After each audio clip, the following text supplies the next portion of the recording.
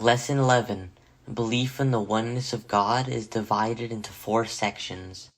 Produced by Mansoureh Shobeyri, translated by Shobeyri, English voice by Seyed Kazem.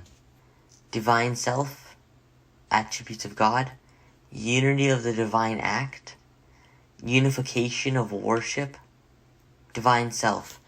God is one in whom there is no plurality, and He is infinite, singular, not composed of parts, and He has no partners or children.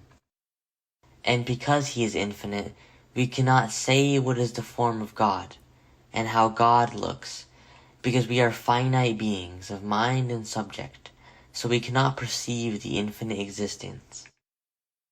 If we succeed in understanding God correctly, we improve in the most important parts of the Islamic religion.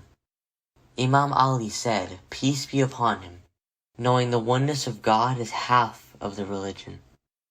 Understanding that God is infinite, meaning there is no sense to say whether there are many gods, because infinite is only one and singular. You simply cannot have 2 infinites. Today we have finished understanding the first stage of knowing God, which is knowing His existence and that He is infinite. Tomorrow we will talk about knowing God in terms of His attributes.